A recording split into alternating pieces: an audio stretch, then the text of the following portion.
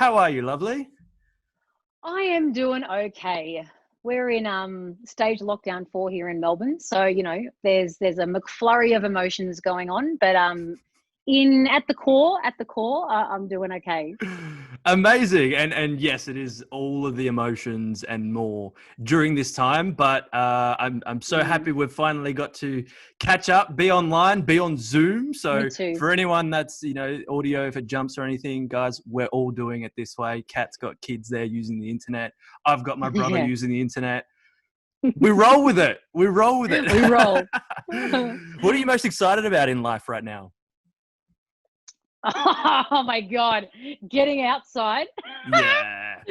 Like, well, I mean, look, if I apply that to actual reality, like legit, I'm excited to like when everything lifts, to hug my mum, to hug my dad, to see my friends properly.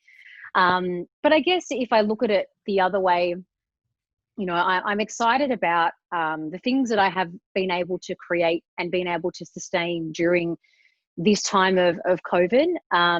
Some really cool things are coming up for me to share with the world that I probably wouldn't have done, or it would have taken me a longer time if COVID hadn't have happened, because I was busy before, and events and tours and all this kind of stuff. So I'm excited for what I'm very soon about to release to the world. Ooh, I'm excited too. Hopefully we get some exclusive drops in here. But Yeah. everyone keep posted.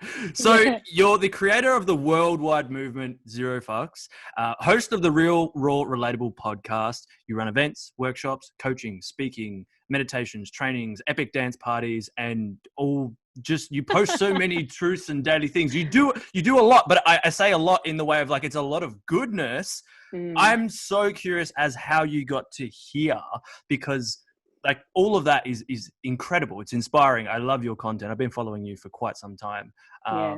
Hashtag fangirl moment. So it's been amazing. And like, you're definitely one that inspired me to dance more. Awesome. Not just on Tuesdays, every day. So I would love to know, and for the audience that don't know, or the listeners that don't know much about you, Yeah. could you give us a quick wrap up of where you started to where you are now, and I guess all the things that you do and why you do what you do now?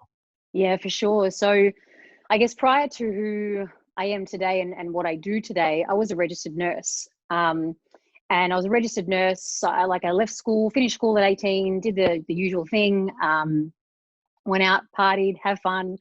And I was studying nursing at the time. So I went straight from high school to university.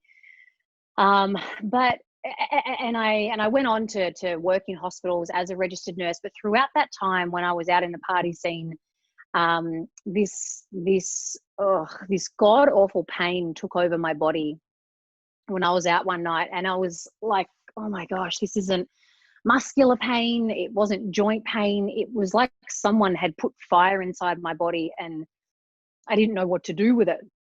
So I was young, I was ignorant. I kind of didn't want to investigate it, but it continued to get worse, and it continued to grow worse. And I stopped sort of the party scene, but then I became quite addicted to pain medication because of this pain. And I was taking, from Panadol to Panadine to Panadine to Panadine Forte to Nurofen Plus, and then to like the endone type stuff, and even Valium. So when that was taking place, I guess when I was working as a nurse, the shift work was exacerbating it. And to cut a long story short, I left traditional nursing to do another style of nursing. It was Monday to Friday nursing for a plastic surgeon. I thought, maybe if I do this, my back won't hurt so bad, or my body won't hurt so bad. And this was a good 3 years now. This was in my body. And one day I was at this new job, and I went to walk down a set of stairs, and I didn't know how to walk. My brain and my feet just couldn't connect. And my boss was like, "What are you doing, dude?" And I said, "Dude, I don't know how to walk. I actually don't know what to do." And so his fear freaked me the fuck out. And he's like, "We need to get you across to the MRI." And at that time, I was not conscious. I was not super aware. I knew that my behaviors had an impact, but I wasn't really doing anything about it.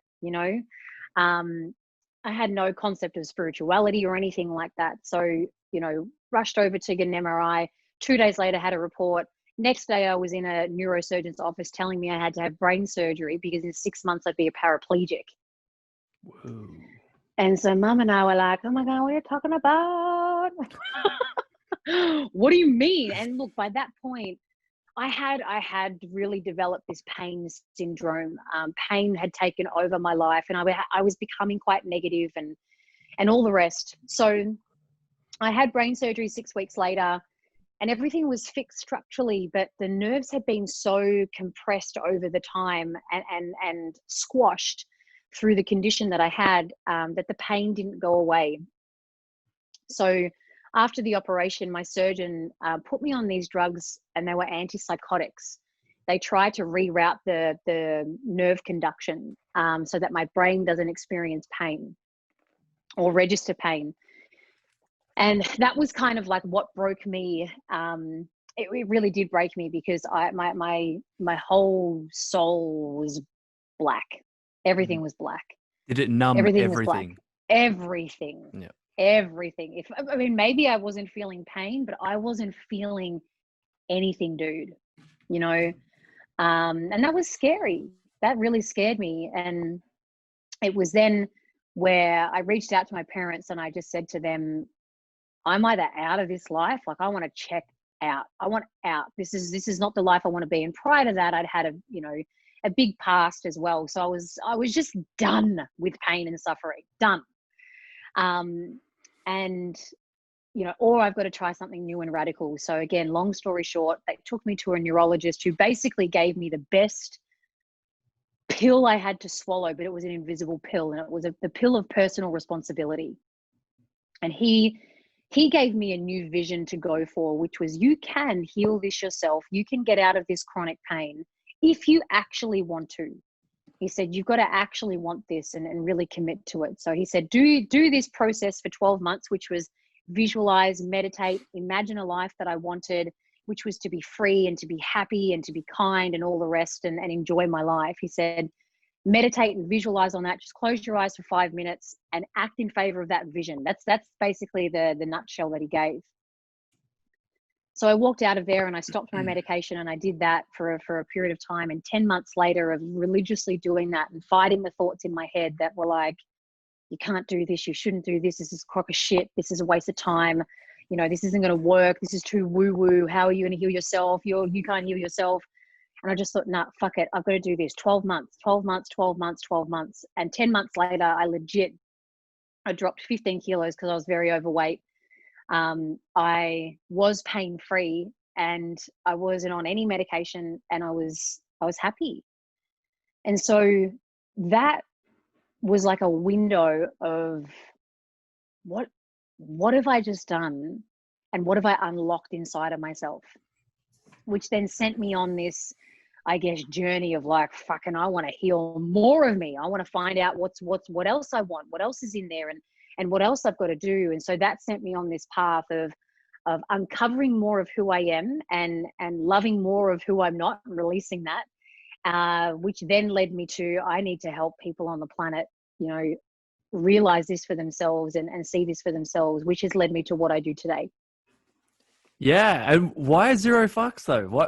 How did that come into it? Oh, that was random, man. That was so random. Well, I guess firstly, prior to the movement and prior to my own journey, oh my God, I gave so many fucks about what people thought about me. And I cared about, people liking me and approving me, even if they weren't good people or the right people. My energy was always going into the wrong areas. So I gave a fuck about a lot of things that didn't matter, and that really led me down some dark paths and some stupid ideas and feeling shame about myself and quite a lot of self-hatred, So I spent the good chunk of the first 2 decades of my life giving a lot of fucks.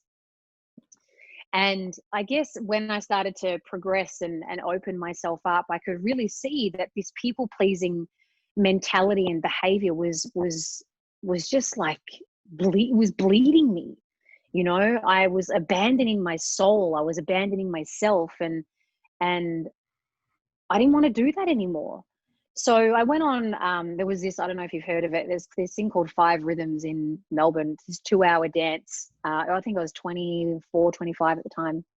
Where you go there for 2 hours and you just dance to five different types of music. And I went there and I was like, why the fuck am I here? These are not my people. This is not my community.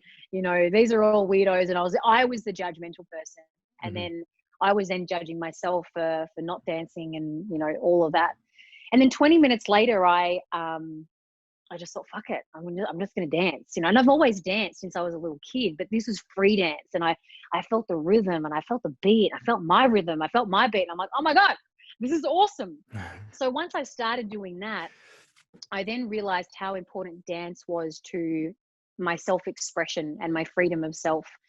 And then it was a couple of years ago where I've just kind of done it on the quiet and done it in my own space. And I thought, you know, I'll do my little dance and I'll do it in my little loft space. And this little voice in me was like, you should record this. And so I was like, yeah, I'll record it. After I recorded it, this little voice was like, you should post this and share it with your community. Like, this is what you do and this is what you love. And I was like, fuck no, people are going to judge me. People are going to think, nah, people are going to think this and that. And then again, 20 to 25 minutes later, I just thought, you know what, fuck this.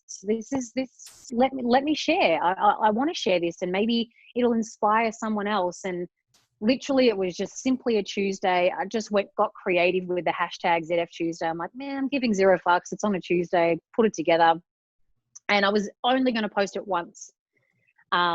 And then the response back was, oh my gosh, this is incredible. Oh my gosh, I wish I could do this. Oh my gosh, I can't wait till next Tuesday. And I turned to my fiance and I was like, what do you mean? Can't wait till next fucking Tuesday? What are they talking about? You know? So then every Tuesday I was like, wow, this might be a thing. And then after 6 weeks, people were starting to send in their videos and challenge their mates. And I was challenging other people. And then this whole movement just took a life of its own, and it created live events, a national tour. Corporates reach out for the Zero Fucks, you know, little event for their corporate team. And it's become a beast. It's become an unstoppable beast. I love it. I love it. And even just you explaining that, I'm getting those feelings of like, oh, damn, why would I post a video of me dancing? But then it's like, yeah. But the freedom and expression that it brings Yes. from that is what we're all craving, but we hold back because exactly what you said, everything you were saying of like, I didn't do this or express myself because of what others thought. I was people pleasing. I didn't want to upset anyone. I just wanted to be, but probably in my head was like, I just want to be that person that everyone likes and just does the right things. And it's like, yeah, but I was holding back on being me. Yeah. Yes. When you step into that, like you can see it, and I see it in your dancing. And I've done one dancing video, which I would say was inspired a lot by you. And honestly, I keep reposting it because and I'm wearing silver pants in there for a reason because of the silver lining of everything. And, I love that. At the start, I was like, man, this is either going to really, people are either going to think I'm loopy or they're just going to roll with it. And honestly, it's getting into that. But what if they don't like who cares? Like it really does not affect me. I love the video. I'm going to post it. And honestly, it's had the best. I've only had a few people be like, they've never been like, you're stupid. Why are you doing this? They've just been like, I would never do that.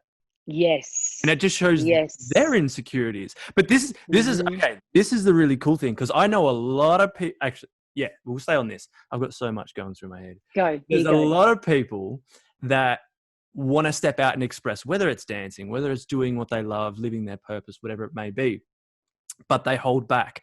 What was it for you? Was it literally that moment of just going, I'm just going to do it, I don't care? Or was it a series of moments where you went to post and went, nah, I won't do it? Was there something that ticked it over for you to just go, give zero fucks and I'm just going to do it? Yeah. So I posted it on the same day that I had danced. And it was about 25 minutes to half an hour later. And that half an hour was, should I, shouldn't I? Should I, shouldn't I? People are going to think this, people are going to think that, people are going to think this. And because I had so much development at that point within myself to realize like, no, Kat, when you back yourself in that little inner voice and you know, you just trust it and you follow it and you just say, fuck it to the thoughts inside of your head and just go for it. Like cool shit has happened, Kat. Like cool shit has happened. And so I kind of had, I guess, a lot of evidence that had built up along the way to that point to just go, you know what, just fuck it, do it, just do it. And so, yeah, it was just this moment of it was a zero fucks moment to me, or to those thoughts in my head. I'm like, you know what, I'm going to give zero fucks to you right now and put my fucks into potentially inspiring one person or two people or five people, whoever it may be, whoever wants to watch it and comment on it or share what it did for them. So I made it in that moment, I guess, less about me and more about service, you know, and that's what got me over the line. And I think we all have that bit in us that wants to serve, wants to help. And like you said, if you take it off yourself, what are they going to think of me? And just be like, but this could help someone. This could make someone's day. Why not? I think going back, I think about like, what would happen if you didn't do that thing that you were like, I'm going to do it for others, but also for me, and just step out and give zero fucks. What would happen if you didn't do that and continued being limited by those thoughts? Oh man, like I wouldn't have created half the cool shit that I've done today. You know, if I had listened to my limiting beliefs, I would not be doing what I'm doing at all. I wouldn't have created my business. I wouldn't have dared to think that I could, because I would have believed that, you know, I'm not ready, or I'm not smart enough, or I don't know enough, or I'm not old enough, or I'm not thin enough, or I'm not whatever enough, you know. I legit would not have taken the gamble, because it is a gamble to start your own, you know, your own show. I wouldn't have taken the gamble at all. I would have stayed as a nurse, and there's nothing wrong with being a nurse. I would have stayed as a nurse and wished I could have had, because this is what I was like when I was in chronic pain, wished I could have had what others had. And so I would have been in self-comparison mode. I would have been in jealousy mode. I would be thinking they have something that I don't have. They're special and I'm not. Maybe my lifetime is next lifetime, so I've just got to suck it up for this lifetime, you know?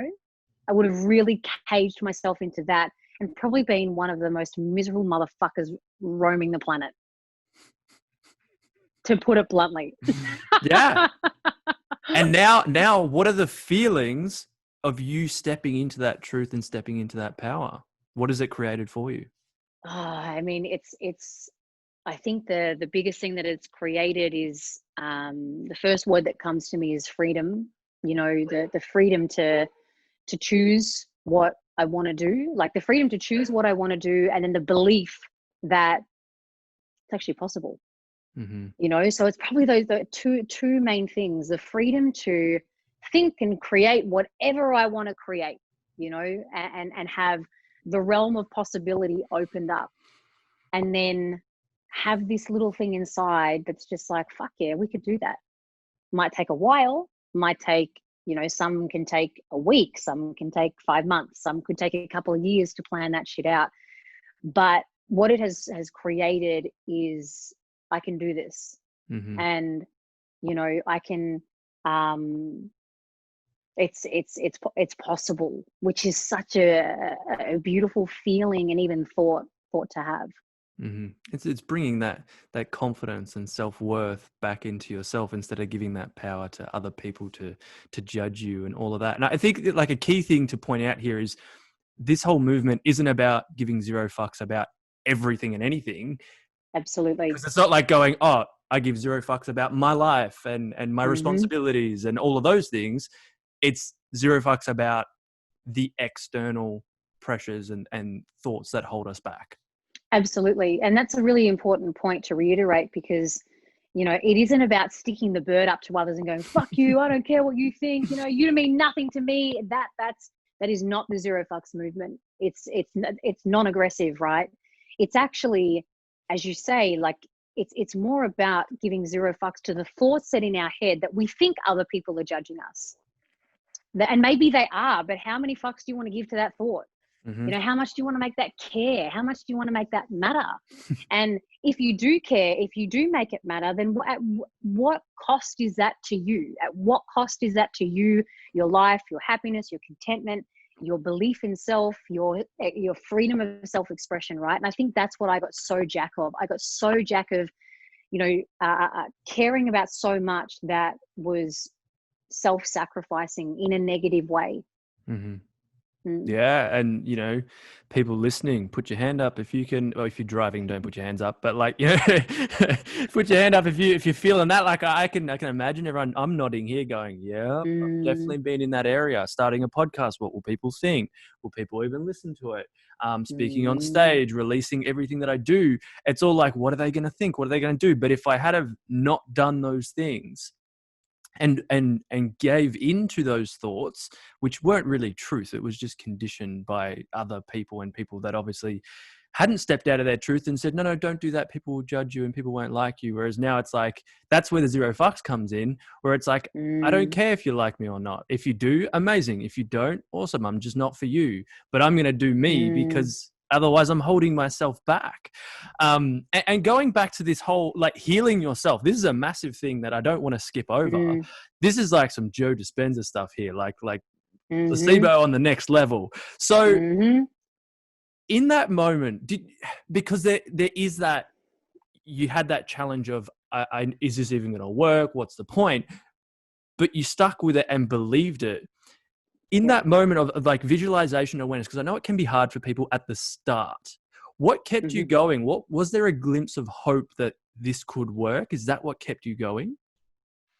I think I'd always grown up with faith as part of our family, whether I actually believed it or not, but it was always there, and whenever I would go to church with mum and we would sing church songs, I would always cry. And I don't know why, like the music just did something. And I did feel a power that felt like home. I can't even explain it, and I guess that little chromosome or whatever you want to call it was always inside of me. So when the neurologist, Professor Jackson, said to me, like, he gave me an analogy. Actually, he said an Olympic athlete will train to get a gold medal and they'll do whatever they've got to do, rain, hail or shine, if they can be bothered or not, they want that gold medal. He said, Kat, you may not want a gold medal, but there's a gold medal version that you want. He said, tell me what you want. And it was the first time, I guess, anyone had really posed it to me like that. And I just said, I want to be free. And he said, tell me what freedom looks like. I said, freedom looks like me being happy and freedom of choice to be happy and nice to my partner and all the rest. And he said, that's your gold medal. He said, that's what you're going for. And I remember when I went home and I started to practice that, and I started to really go back into my imaginative sense, my visualization. It was really waking up all of this power inside, I guess for me, I just went straight into it. As soon as I saw the vision and I felt the feelings from seeing the vision, I was hooked. I was like, oh, I want to be her. I want to be her. So in the beginning, I kind of separated the vision from myself. It's like, I want that for me. I was like, I want to be her. She looks happy, but it was me. It was my face. It was my body and all the rest. So what kept me going, what the carrot that was dangling was this really empowered vision of myself. And it was always in, a beautiful field and the colors of yellow. And I was smiling legitimately from the inside out. And as soon as I closed my eyes and I would see that, I just think, fuck, I'm fighting for that. I'm fighting for that. That's what I'm fighting for. And I think at the same time, I was so desperate. I was so desperate for either a solution or to get the fuck out of life, So if I was desperate and I was going to give this a real crack, I think putting a time frame around it for me was really helpful. To go 12 months, that's it, baby, just 12 months. It's all you got to do. So that's what kept me going. And I'm sure there's so many like modalities and everything you brought into that to help with it, maybe meditation and mindful practices to go with it. But it's like in my programs, that gold medal that you're wanting, like you've got to have that vision. If we don't know what we want, we're kind of just walking around going, oh, just put up with whatever's given to me. And you could have sat in that pain for so long and not believed in anything good coming. But for me, it's like I get people to define their success, that gold Mm, medal. What is success to you? How does it look and how does it feel? Because it's going to be unique to you. Then you have something to aim for. And I love that you said that you at the start it was separate because you're like, but I don't feel it now. yeah, It's not correct. who I am now. But that's Mm, what you then work towards. And like, for example, like I know I've got a 1 year, 5 year, 10 year vision. I may not be at the mm, 10 year vision, but I'm still living my success every single day, even though I'm back at my parents' mm, place, which I thought I'd never be because of these yeah. lockdowns. But it's like I can still feel those feelings of success Mm, now and hmm. do those things. That progression of life means I'm just going to get closer and closer to that ideal vision that I've got in my mind. Um, Absolutely. but without that vision, we don't know where to go and what to aim for. And I think if you look at Hmm. athletes, it's like you said, they dedicate their life to that gold medal. That's their Mm, version of hmm. success. We just need to find our gold medal. I love that analogy Yes, I so know. I much. know. I know. I know. I know. Yeah.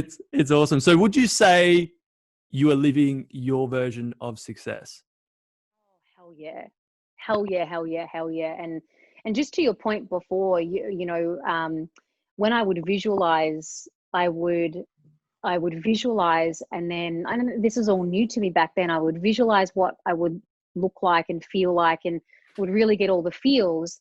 And then I would take action. I would actually ask a question like, what have I got to do today to get me closer to that?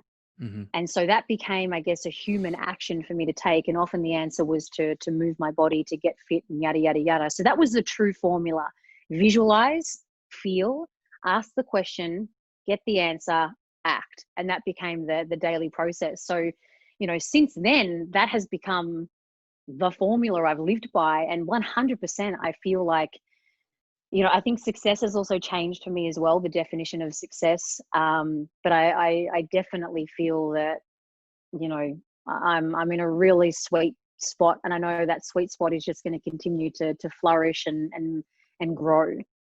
Hmm. It's kind of like once you have that clarity on that, you can then bring yourself into alignment with your daily actions on what you Mm, want to do to absolutely. get there. Absolutely. Amazing. There's something that come up today. I was watching one of your recent videos and it was about Mm, having an iPhone, and when your iPhone needs mm, upgrading or it breaks, we go get it fixed. And I love this because it's like dialing in yourself. Can you explain more about this? Because I loved it and I don't want to just say it because everyone go watch it. yeah. But I love this analogy because I think a lot of people, especially right now, they're finding themselves in a place where things are coming up. They're being put in situations and uncertainty. And it's like, oh, what do I do?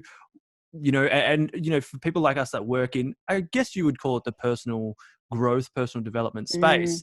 It's, for me, it's something I'm constantly doing and I know the benefit of. What was your analogy with the iPhone in terms of upgrading yourself? Yeah. So the analogy that I was talking about was whenever our iPhone, iPad, or laptop is like not working, or the battery's low, we go get a charger. Or if it's not working, we press two buttons and we hope that it resets, or if it doesn't do any of that, we kind of know what to do to get the fix that we need. If it doesn't, we call up Apple, take it to the hot desk, and we're like, fix this please. I would like it back in 2 hours, thank you. I'll go and do my shopping, right? So we have this very convenient way of fixing the phone or the device that we want to keep using, so it has a good output. We can do things on it and it has an output where we can produce work or produce podcasts or watch Netflix, and it's an output, right? If the sound isn't working, you're going to get it fixed straight away. And so what I then spoke about was, why do we not do this for ourselves? Why is it that we let and delay the process of when we realize our relationships are fucked? Or where, you're in a relationship and you're not communicating well, and there's hostility, and there's anger, and there's resentment, and there's talking short to one another, and there's short fuses, right? And typically what people can do, this is generally speaking, can avoid and numb out and kind of start to separate and live separate lives, and then just say, oh, well, we're not meant for one another. Let's just move on to the next person. Or if our health is out of whack, our physical health, our mental health, if our thoughts are all over the place, why is it that we don't use that same process of hang on, do I need to recharge right now like you would recharge your phone? Do I need to reboot? What do I need to do to reboot myself? What do I need to do to reboot my relationship or reset, restart, like press boom on the laptop? How can we do that for our relationship, or this for my mental health, or this for my physical well-being, or for even my finances? And the reason I brought that up was because, you know, a while ago, I was so bad with money. I was so bad with money, I can't even tell you, you know, and I would never want to look at it. I never want to look at it. I always got my phone charged when it was 4% battery. I'm like, oh, need the charger, stick it in.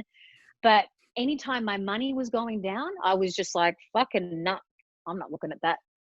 I'm not Mm-hmm. looking at that because, and this is the bigger point that I make in that there's I guess a longer version of that video. The point that I make is because it's very easy to fix your iPhone. It's easy. It's easy to reset your laptop. It's easier to send it to, I mean, it's a little bit more effort when you've got to go into store and all the rest to take it to the hot desk. But for us, it ain't that easy to upgrade, up level, reboot, reset, recharge, whatever you want to call it, you know? And so the problem is that when I had to look at my finances, or the reason why I was so afraid and I was avoiding it was because I didn't want to face actual reality. I didn't want to face actual reality. I didn't want to also admit how I had contributed to such a poor reality, literally poor reality in that instance. So I didn't want to face reality. I didn't want to admit my contribution. And if we do that, if we face reality, admit contribution, then there's a level of self-acceptance and personal responsibility, which is a very hard pill to swallow for the ego. Mm-hmm. So it's no wonder that we avoid until things are really bad, whether it's, you know, fuck, you know, my dad had a heart attack and now he's wanting to get healthy, or fuck, my relationship blew up, my partner cheated on me and, you know, now they're a better person. You know what I mean? So, you know, that's the analogy that I was talking about. And I was really posing the question as to how can you start to make that process of facing actual reality, even though it's really, really hard. It's like fucking eating concrete, you know? How can you face that and acknowledge your contribution to the shitness of your relationship, or the shitness of your finances, or the shitness of your whatever it may be, and then accept, take personal responsibility, and then look to see what you can begin doing to change it? Because I believe that that's like a process, you know? Mm-hmm. But that's the analogy that I was talking about. Yeah, and I think it's that key thing is that awareness at the start to go, this is my reality I have is my responsibility. And if I can accept that and take responsibility, then we can start moving forward. That whole thing about avoidance, if we avoid, look, if we have a cracked screen on our phone and we avoid that, it's just going to get worse. It just makes sense to go fix it, doesn't it? If we avoid our phone going to like 4% battery, what do you think's going to happen? Like, it's the inevitable. But correct. when it comes to these things, like what we think are so important, we just plug it in and go, that's the simple solution. I'll leave it for an hour. What about ourselves? What if we just plug in for an hour and go out in nature or something like that, or dance for 3 minutes? It's a great analogy. And that's why I wanted to bring it up, because I love that aspect. And it can relate to so many things, like you said, money, relationships, your health, your fitness, all these things that, you know, we put so much priority on these other things, and we find simple solutions for them. Or we do anything, Google, talk to someone, pay Apple a lot of money to go, what's wrong? I need this fixed ASAP. Like we were talking before, I'm searching for how to fix this internet and make it faster. How do I make me faster? How do I make me better? I know. That's the stuff where, I love that mindset and perspective on that. It's that same thing of we all want to improve the output of our devices. How can we improve the output of ourselves so that the experience we get to experience, or the way that we get to create our reality, is like, fuck yeah. It's like you want your phone to be upgraded and have all the like, oh, look at these new emojis, or look at this, look at that, look at these new filters, or whatever it may be, you know, to then have that relate over to ourselves, I think is a really nice thing to ponder about. Yeah. And I think I've seen the value of this ever since I was like 18, and I'm only 26 now. And that's Mm, why I invested so heavily in coaches, mentors, seminars, books, personal growth, but also things for my health, because I was like, I know the benefit of this, and it's amazing. And don't get me wrong, I do get frustrated when my phone screen cracks or something like oh that. yeah. But Mm. even within myself, I know that there's always like with your phone when it goes, do you want to upgrade to the new Yeah. iOS? And I go, later, later, later. And then it's like automatically at 3 a.m. And I'm like, no, my phone's on airplane mode. It's not going to happen. So, and then I I sit know. here, and then when it goes, it's not working anymore, I go, why? Because I just ignored it. You could do that with your health too. You get a I pain, love it. you have a sore back, and you go, later, I'll click later. Yeah. That's fine, I'll put it off. And then like you Love said, that. when you have Mhm. the massive pain that you can't get out of bed, then you go, oh, I think it's just noticing, Yep. similar to, I'm very early in a relationship, but when there's things that come up, instead of avoiding them, like you said, just, it's Mm. uncomfortable sometimes, but just bring them up and upgrade from there. Yeah. Bring awareness Yes. so that you can upgrade from there. Amen. So, would you say you are living your purpose? Hell yes. Yes. Yes. Yes. Yes. Yes. Awesome. Yes. Yes. Yes. Yes. Yes. Yes. Yes. That's an easy yes. Are you sure? Yeah. after all, after all those. uh, So, okay, amazing. How can people find and live their purpose? oh, that's a big question. That's a big question. You know, when you asked that question then, and I said yes, the real thing that came up was that yes, I'm doing what I'm doing, and I'm serving other people, and I've got a great message, and all the rest. But really, in the deepest core, the purpose that feels the best that I'm living is that I get to be myself. And from there, possibility is just like, I'm coming for you, baby. Mhm. So my take on that question is, when you have a really solid grasp of who you're not and then who you are, I think the first step is like, wow, this is not me. This is not me. This is not me. So then who the fuck am I? If this isn't me, if these are not my behaviors that I want to be doing, if these are not my whatever that I want to be doing, then who the fuck is me? And going on that quest, that journey, that path, whatever you choose to call it, I believe is such a powerful purpose. Mhm. Because from there, you may not need to, start your own business and start your own movement or whatever, but simply being you on purpose is like fucking gold. So that would be my answer to that question. If you can find you and pick yourself apart and find the gold that's you and live from there, you're on purpose, baby. I love it. And it simplifies it as well. It's not like an external thing to be doing, it's all Yep. internal. Yep. Which is harder Yeah. as well. It's like, oh God, okay, where do I begin there? But yes, 100%. Yeah, because I think we are, it's somewhat wired to find the easy solution and be like, where can I buy it? Is it on special? Can I buy my purpose somewhere? How Absolutely. about you tell me so that it's easier for me? I don't have to go searching Yeah, for it. Yeah. exactly. Oh, I love it. What is the worst thing that's ever happened to you, and how is that the best thing that has ever happened to you? Oh, okay, so this is a dark one. Um, so when I was 6 years old, I was sexually abused, and that was a pretty fucked up thing to Hmm. to happen and to experience.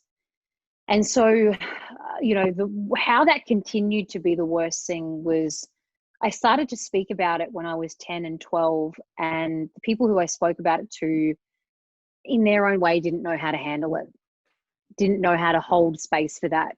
Um, and so that then, It's pretty intense for a 6-year-old or oh yeah, anyone really, but to be that young as well. absolutely, absolutely. And then to speak about it to people who I trusted and loved, and to get the responses that I got. One was, shut the fuck up, don't ever say that again, no one will believe you. And the other was anger, um, and frustration that I didn't say anything earlier. So as a result of that, I squashed everything down. So which was like continuing the worst thing. I would squash things down. And as a result, I became obsessive compulsive. I had darkness like riddled inside of me. I knew there was this truth that was just dying to get out, but I was like, no, no, no, no, no, stay down, stay down, stay down. And then from there, you know, I was bulimic, and, you know, all of that. It was just yuck. It was yuck. But where it had become the best part was when I was later, I think I was 18 or 19, and I reached out to my family. I watched an Oprah segment where she was interviewing a psychologist who said people who have been sexually abused must know it's not their fault. And it was like an atomic bomb went off inside myself, and I howled with tears. It was like that harrowing cry. And I just, for the first time, felt like someone understands me, or someone gets me, or someone believes me even. And it was from that point where I just said, fuck this. This is not staying inside of me anymore. You know, because when I was out taking drugs, like I would see this person's face. I would hallucinate and see the person's face. It was haunting me. It was literally haunting me. So I walked up to my family, or I went to my family, and I just said, I don't fucking care if this is hard for you to deal with. I need to fucking deal with this, and I need your support. And that was really, if I go back to it, my very first zero fucks moment, where I just thought, fuck everything else. I'm putting myself first here. And from there, you know, the journey of healing took a long time. It was still very messy at that point. It started to unfold. It got me on this quest of, I got to pull out the fucking dark and face it and fucking love it, and then put it to the side and give life to something else. So that was the worst thing that has, I guess, become such a powerful thing for me. Whoa. And what was that process of moving through that? Did you talk to someone about that? Was it journaling? Or was it just a moment of like, I'm letting go of this after hearing that it's not my fault, and I'm just not going to let that affect me? Yeah, it was a way longer process. So I went to speak to someone who did a really powerful exercise with me. It was a counselor. I remember this was this empty chair exercise where I was in the corner of the room and there was an empty chair, and I could put anyone in the chair and say whatever I wanted to say. So I saw myself at 6, I saw my parents, I saw the abuser, and, you know, just put anyone in there. And when I started to talk like that and talk to whoever was in the chair, the unraveling was very, very, very confronting. And yeah, it was messy. But at the time, you know, someone told me about the book, Louise Hay, You Can Heal Your Life. So I was reading that book. So I was getting hope whilst being so messy. And I think it was a process, because I had seen, because of that experience as a 6-year-old, I could see the behaviors that had taken place from that due to decisions I had made, that I was a worthless sack of shit, that I deserved to be treated like that. So I would date people and you know, sleep with people that were not emotionally available and would treat me kind of like with that same energy. And the healing kind of continued to expand, where I thought, wow, I can't have that in my life anymore. How do I deal with that? How do I face that? How do I want for something more when that's all I'm kind of used to? So it was a real progressive healing process. Yeah. And amazing that you were able to, again, bring awareness and then move through it. As messy as, like you said, as messy as it's going to be sometimes, if you avoided it, who knows where it would be right now. Exactly. Yeah. What is the best advice you've ever been given? I reckon the best advice I'd ever been given was from that professor. The advice that he basically gave to me was, believe in yourself. If you want something, go and get it. He didn't say those words exactly, but he said them in a way that pierced through all my bullshit, pierced through all my stories. And he just said, if you really want this, you can have this. If you really want this, you can have this. And the way he said it, the conviction that he said it in, And he almost like believed in me before I believed in me, and which gave me belief in myself.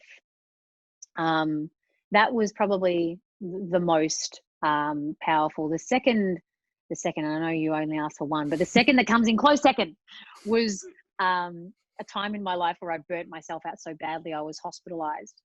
And someone said to me, you got to know, kiddo, when it's time to sprint, when it's time to run, jog, or walk, when it comes to your whole life, and particularly when it comes to business as well, because I was just starting out my business then.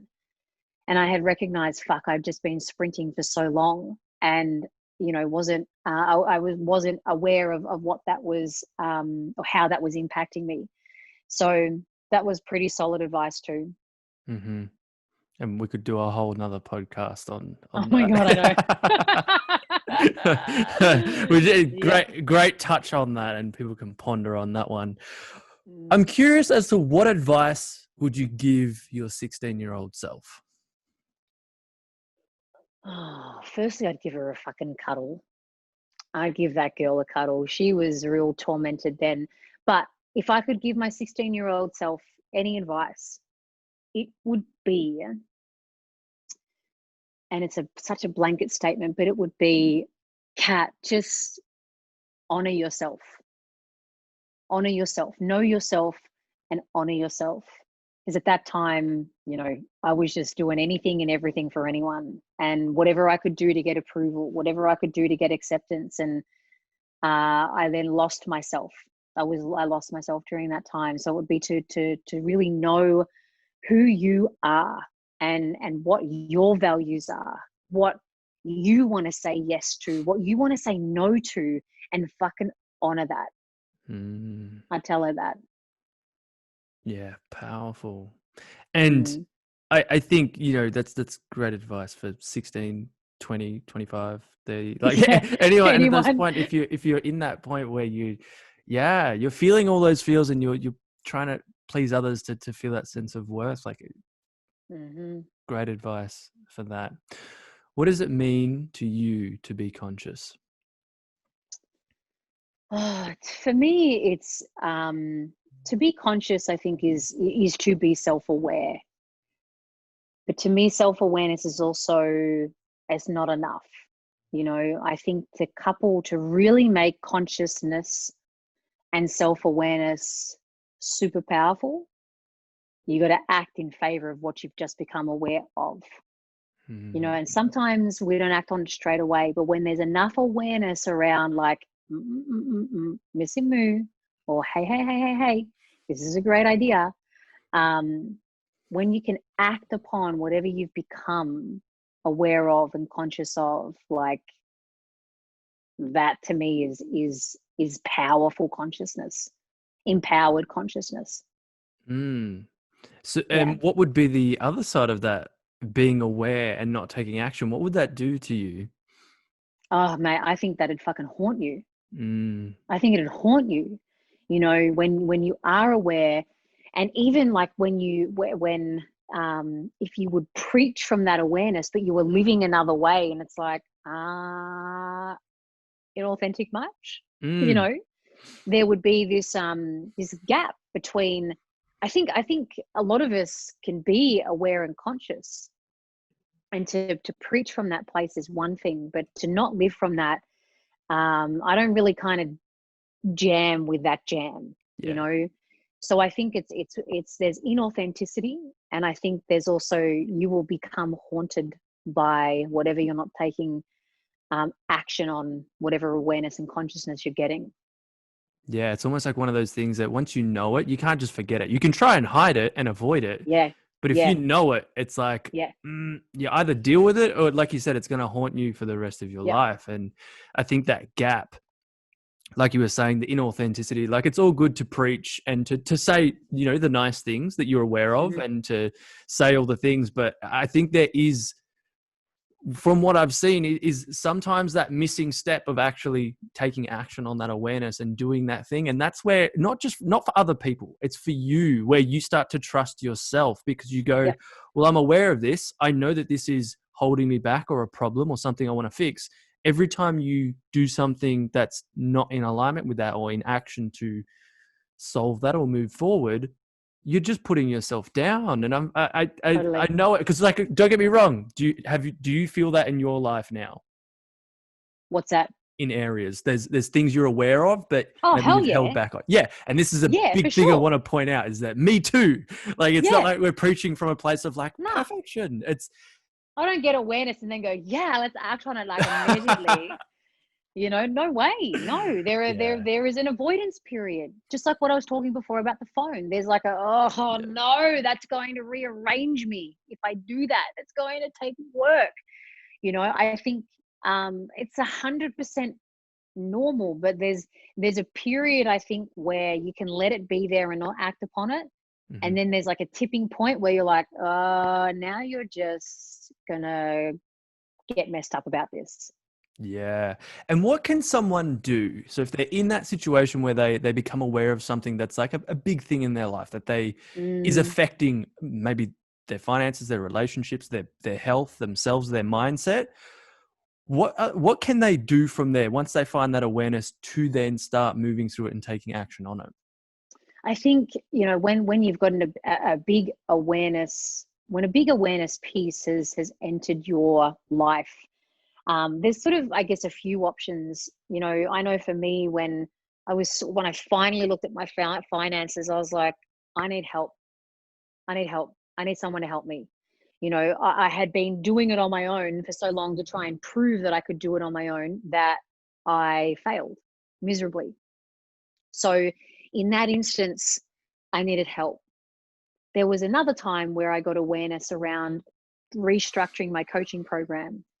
And I thought, oh my God, no, no, no, no, no way. People won't do that. People won't book into that. I'll lose all my clients. I'll lose money. My business will fail, yada, yada, yada. So I was like, wow, I'm going to go and just take a sweet little minute, take my journal, took it outside, and I started mapping out possibility, So I took my journal, started writing out what it could look like, what it could feel like, how much I could charge for it, and just started to gently, gently drop the awareness into a physical reality of writing it down. You know, there are other times where if I get a big awareness piece, I'm like, oh my God, I need to just let that land in my body and I'll meditate on it. So I think there is always an actionable step. Sometimes it's help. Sometimes it's a reflection piece. Sometimes you just want to mind map the hell out of it. But there'll be something. There'll be something. And I think in that moment, it's trusting yourself to know what that something is for you. It can be reaching out. It can be a personal, tangible thing. It can be let me get someone to jam with on this. Yeah. Yeah, I love that so much. I think that's so tangible for people that are in that situation right now when they feel that awareness come up and not know what to do with it. Because it can be, like you said, scary, uncomfortable. It feels weird, and it's Yeah, something probably unexpected that we don't ever get taught that this is going to come up in life. We just feel it and go, absolutely. it's just me. I must be the only one feeling this. Oh, And I I can't know. share it because what if they judge me? And it's like, no, there is people that are willing to listen. And it's also, there is a path for you to get through it as well, which is powerful. Definitely. Definitely. Do you have any last words you'd like to leave this amazing audience with? My I guess, my message, just what I would like to say is, it's so normal. It's so normal. It's so normal to have fucked up thoughts and to think you're not enough, to think you're not worthy, to think you're not perfect yet, to think you need to do more, to think until you're this, then you can have that relationship, then you can start this, then you can start that. It's normal for that to be there, right? And I think that what we can do as humans is to try and eradicate all of those thoughts before we can go after the things that we'd really love. I used to think that until I'm perfect and until I'm sorted, then I can be in a relationship. It's like, that'll definitely be in next lifetime, cat. So I think, not what I want to share is, I'm here to normalize the fucked upness, and I have it, and you have it, and Carlo has it, and your brother has it, your sister has it, whoever has it. So know that that body of limiting thoughts and beliefs, they're coming with you, baby. They're coming with you everywhere you go until the day you die. Seriously, seriously, seriously. And so your job is to learn how to manage that. Think of that part of yourself as a very fucking shit employee that you can't fire, you can't get rid of, no matter what you do. It'll take you to HR, it'll take you to fucking whoever, and VCAT even, and it'll still be there, right? So how do you deal with that shit employee that's inside of you? How do you deal with that and then start focusing on the things that really matter to you, whether it's to be happy, whether it's to express yourself, whether it's to welcome love in and open up your heart, whatever the hell it is, you know? So they would be my parting words. Amazing. And I think that it's a really good point to touch on, is that those thoughts are gonna, like, normalizing it. It's gonna happen. I think there's so much out there that's saying, you know, it's always got to be happy, happy, happy, positive, optimistic. And look, a lot of my stuff is preaching that, but it also brings into it, I'm not happy all the time. We're humans. We feel all the emotions. And I think there's a lot of, get rid of the fear, get rid of the doubts, get rid of the all those feelings. And it's like, no, we're human. We're going to feel those. Like they're there because we're human. It's like you said, managing those emotions and managing those feelings so that you you don't get in trouble from, you know, the government, from you know, trying to fire that employee when you there's what's the word? There's rights that people have.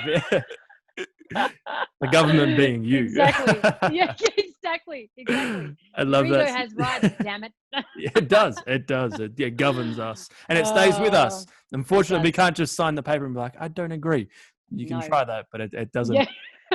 It doesn't work. So how can people find you? How can people get all your goodness, listen to you, watch you, dance with you, all the things? So probably the best place to do a good stalkathon and to join in for ZF Tuesday, ZeroFKS Tuesday, is my Instagram. So kat.john, kat.john. For my podcast, I release my podcast episodes on a Monday at 7 a.m. That's the thing, is called Kat John is Real, Raw, Relatable. And you can go check out my website for other cool stuff, katjohn.com.au. Amazing. And I want to wrap this up by acknowledging you for the leader that you are, for stepping up just in your life, firstly, to make such a massive change from where you were, and noticing all those things, and like becoming aware, but also being real with it and saying that, hey, I'm going to have all these things with me, but I'm going to face it head on. I'm going to face it with a dance. I'm going to say, I don't give a fuck. I'm going to show up for me. And then what that's done for other people. And I see it. I've got friends that are involved in your movement. You know, even for me, seeing it and having a smile on my face and going, yeah, I'm going to give zero fucks. And for you stepping up like that, it's so powerful. I admire that so much in you, and how real, raw, and relatable you are. So thank you so much for spending time with me and sharing this space. It was an absolute pleasure, and I'm so grateful for you. So grateful too. Thank you so much. Thank you. So if you've loved this, if anything has triggered you, if you're starting to give zero fucks now, make sure you screenshot this. Make sure you tag Kat and myself. Share this with your friends. If there's something that stood out that you think would help someone else, share it with them. That's how this stuff, not just so it gets out there and goes viral, it's so that you can actually impact someone's life and share something that will allow them to step into a happier version of themselves. So until next time, everyone, take care. Peace.